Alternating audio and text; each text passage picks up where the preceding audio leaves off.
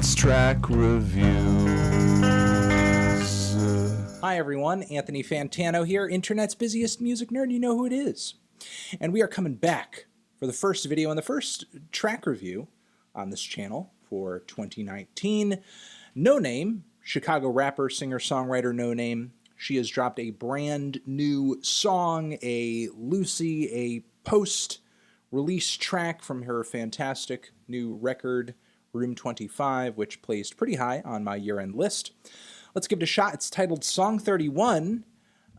Features Felix, who had some placement on her last record as well. Let's give it a shot. Let's see if this is just kind of a great extra track, a new way forward, a different sound. Let's see what's up. Here we go. Noname, Song 31. Ba-bam.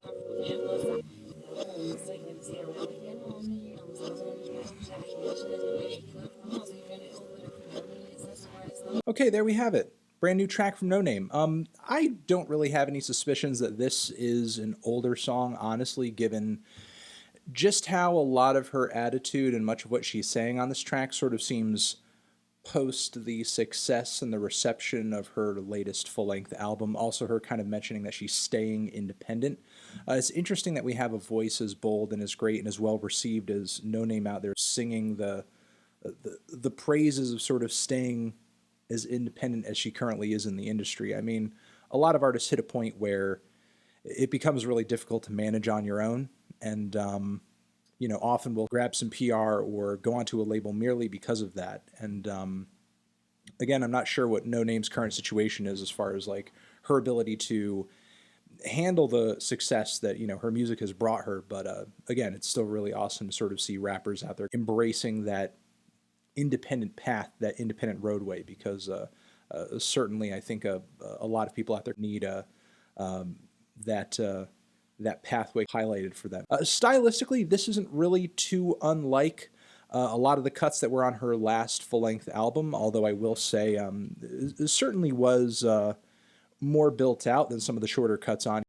I loved the smooth, jazzy, funky instrumental. The beat synced up and locked in with the bass line really nicely. Felix's vocals are really bold and loud on the hook. The harmonies and layering that he placed on the chorus on this thing were beautiful, and he also produced the track as well.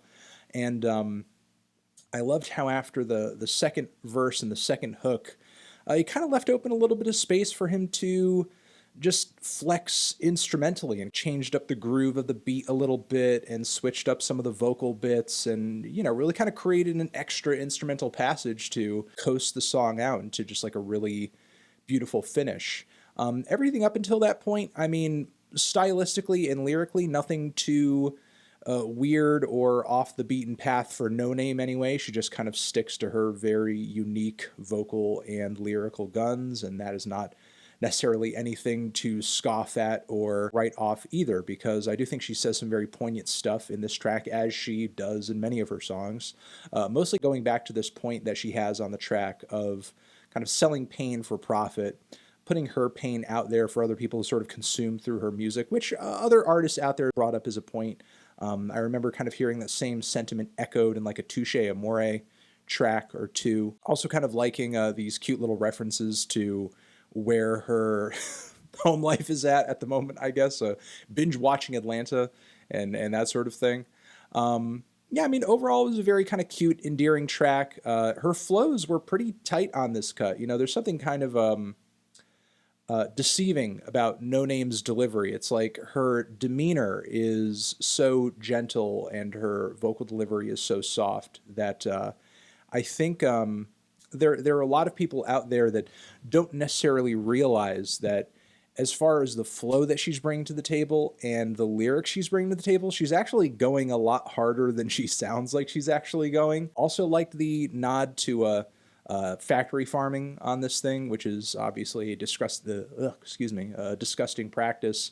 You know, sort of linking Santa to money and Christmas to this and so on and so forth. The whole kind of consumerism theme of the second verse definitely hit home, in my opinion. All in all, while it might not be as thematic as a lot of songs off of her last full-length LP, I do think it is a good track. It's kind of a nice check-in, a nice catch-up for, I guess, everything that's going on with Noname post the release of that album. And, you the quality flows and production and everything certainly has me wondering and waiting for where she's going to go next artistically. So yeah, definitely enjoyed it. Noname, song 31. Felix definitely killed it on the vocals and the production too. The beat and the vocals on the chorus were certainly bolder than some of the songs on her last full-length album. This track could certainly go toe-to-toe with a few Room 25 tracks, at least on that level. Although it may not be one of my favorite tracks of hers, point blank period, when it comes to the lyrical side of things. And I think I'm going to leave it at that.